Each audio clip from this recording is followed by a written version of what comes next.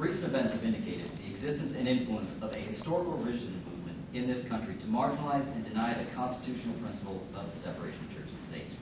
The works of evangelists, organizations, books, movies, and seminars are being used to present highly selected and a biased account of the founding period of this country. The purpose is to mislead the public into believing that the government and religion were intended from the beginning to be mixed, and that politicians and judges have somehow cheated us out of the Christian nation, to which we must return. Designed to be impressive sounding to a public otherwise unfamiliar with early American history, the misleading information is used as sound bites in a publicity campaign and public arguments in favor of increased religious intrusion into government affairs. The truth, however uncomfortable it may be to those whose religious faith needs government support, is different.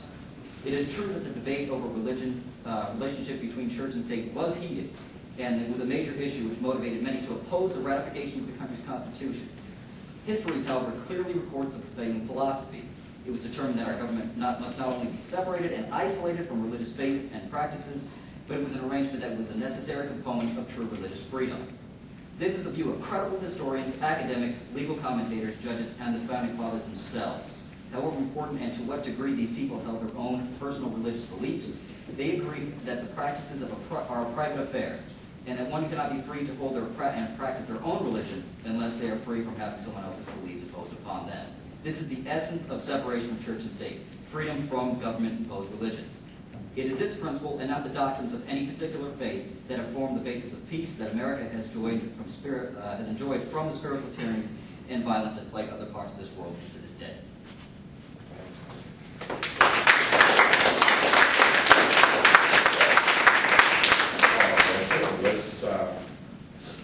Let's get you now. I made a mistake. You did go over 1 minute. I was informed by the side here that opening statements should be at least 2 to 3 minutes. Okay, well, let's go. All right, then we will take off on you, sir. Excellent. Thank you, sir. All right, everyone, I've got a question for you. In which of the following documents does the term separation of church and state actually appear? Is it A, the U.S. Constitution, B, the Declaration of Independence, C, the Bill of Rights, which are the first 10 amendments of the Constitution, but you already knew that, D, both A and B, E, both B and C, F, all of the above, or G, none of the above? Who has it? Who has it? Who has it? G? Yeah. Correct. G, none of the above. That term never, ever appears in any of our founding documents. And it's for a reason. See, here's the thing. Separation of church and state doesn't have to be explicitly mentioned in the Constitution. Why? Because it's already in there by omission. There is no state-sponsored religion. Ask yourself this question. Is there just one legal religion in the United States? Or is it like Saudi Arabia, Iran, or Pakistan, where there is just one legal religion and no separation of church and state? Now, if we're talking about the U.S., we're technically not a Christian nation. Oh my God, I know, right? However, we're a nation founded on enlightened Judeo-Christian principles. Enlightened because they allowed for the practice of other religions, which wasn't really in vogue in Europe at that time. Hence the first 2 clauses of the First Amendment. Congress shall make no law respecting an establishment of religion or prohibiting the free exercise thereof. Religion itself was important to the founders. In fact, it was so important that the first thing they included in the Bill of Rights, it was so important that it was the first thing they included in the Bill of Rights.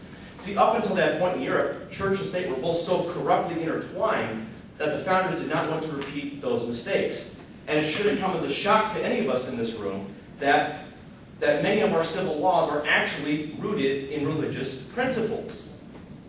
Today, the issue of separation of church and state is no longer about the government establishing a state religion like it was the intent of our founders, but to the modern day left, it's become about 2 things. 1, diminishing a single religion, Christianity, and 2, abolishing any form of religious principles in government, and for that matter, society.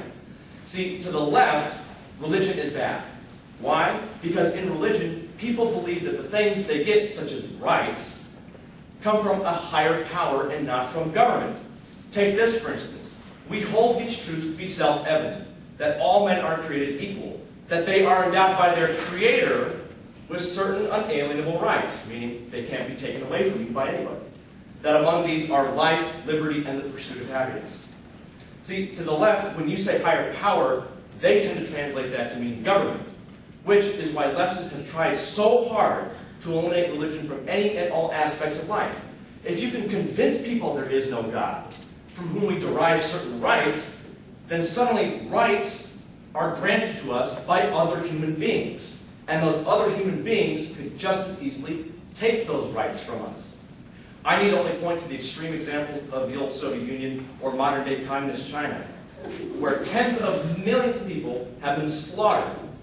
Or I can point to the socialist utopia that is France, where the state routinely infringes upon religion.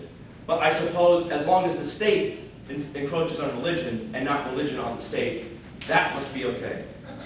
Ellen, just in case you're interested, in 1802, President Thomas Jefferson wrote a letter to the Danbury Baptist Association that the First Amendment, quote, created a wall of separation between church and state. Thank you. Okay.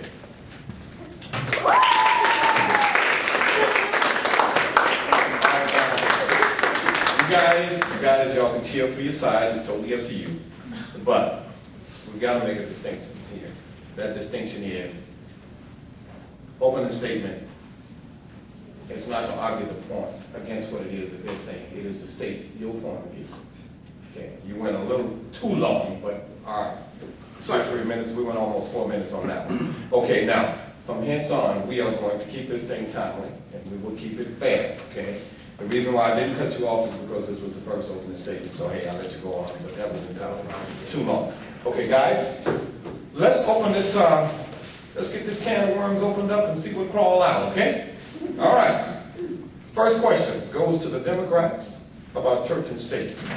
Give me the reason why you feel as though the state does not have the right to dictate to you what religion you practice or what you should believe in.